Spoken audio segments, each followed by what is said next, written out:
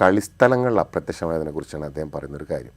ഈ കളിസ്ഥലങ്ങൾ കുട്ടികൾ ഉണ്ടാക്കിയിരുന്ന ഒരു വലിയ പ്രത്യേകത പല പ്രതിസന്ധികളെയും നേരിടാനുള്ള കഴിവുകളാണ്. അത് പുതിയ ജനറേഷന് വളരെ കുറവാണ്. ഒരു ചെറിയ നിസ്സാരമായ കാര്യങ്ങളെപ്പോലും അവർ വലിയ പ്രയാസത്തിലേക്ക്, അതായത് ഏതെങ്കിലും തരത്തിലുള്ള മാനസികമായ തകർച്ചയിലേക്ക് പോകുന്ന രീതിയിലാണ്. പരീക്ഷയ്ക്ക് മാർക്ക് അല്പം കുറഞ്ഞാൽ, കൂട്ടുകാരാരെങ്കിലും കളിയാക്കിയാൽ, ഈവൻ നമ്മളുടെ കുട്ടികളെ ശ്രദ്ധിച്ച് നോക്കിയാൽ വളരെ രസകരമായൊരു കാര്യം മനസ്സിലാവും. അപ്പം ഞങ്ങളുടെയൊക്കെ ജനറേഷനിൽ പഠിച്ചിട്ടില്ലെങ്കിലും പഠിക്കുന്നവരെ പോലെ അഭിനയിക്കലായിരുന്നു അന്നത്തെ പ്രധാനപ്പെട്ടൊരു രീതി. അധ്യാപകർ ചോദ്യം ചോദിക്കുമ്പോൾ എല്ലാം അറിയാവുന്നതുപോലെ ഇരിക്കുക.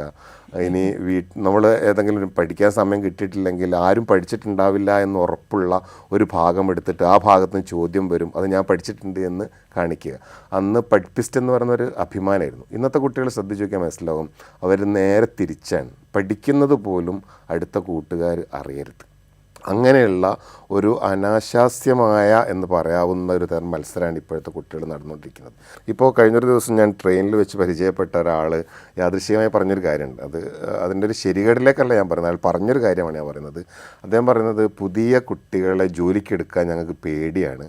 എന്തെങ്കിലും തരത്തിലൊരു ശകാരം പറഞ്ഞാൽ അവർ കുറേ വാക്കുകൾ ടോക്സിക്കാണ്, അദ്ദേഹം ഞങ്ങൾക്ക് ഭയങ്കര ഡിപ്രഷനാണ് തരുന്നത്, ഞാൻ ആകെ തകർന്നിരിക്കുകയാണ്. അങ്ങനെ നിസ്സാരമായ കാര്യങ്ങളെപ്പോലും മറികടക്കാനുള്ള, പ്രതിസന്ധികളെ ഉൾക്കൊള്ളാനുള്ളതായിരിക്കുന്ന കഴിവ് കുട്ടിക്കാലത്ത് വികസിക്കേണ്ടതാണ്. അത് വികസിക്കുന്നില്ല. അതിന് പകരം പലതരത്തിലുള്ള കാഴ്ചകളോ അല്ലെങ്കിൽ ഹാപ്പിനെസ് നൽകുന്ന പല കാര്യങ്ങളോ മാത്രം അനുഭവിച്ചുകൊണ്ടിരിക്കുകയും, നമ്മളുടെ ഒരു കാലത്ത് കുറച്ചുകൂടി പ്രതിസന്ധികളെ മറികടക്കാൻ നമുക്ക് പറ്റിയിരുന്നത് ഈ കളികളിലൊക്കെ ഉള്ള പരാജയവും. ഈവൻ ഞങ്ങളുടെ കുട്ടിക്കാലത്ത് അപ്പും ചട്ടിയും എന്ന് പറഞ്ഞൊരു കളി ഉണ്ടായിരുന്നു. അതിൽ റബ്ബറിൻ്റെ ബോൾ കൊണ്ട്, മിക്കവാറും റബ്ബർ പാല് കൊണ്ടൊക്കെ ഉണ്ടാക്കിയ ബോളായിരിക്കും, അതിനുകൊണ്ടൊരു ഏറ് കിട്ടിയാൽ ഭയങ്കര പെയിനാണ്. ആ പെയിൻ ഞങ്ങൾ സഹിച്ചത് കളിയുടെ നിയമമായതുകൊണ്ടാണ്.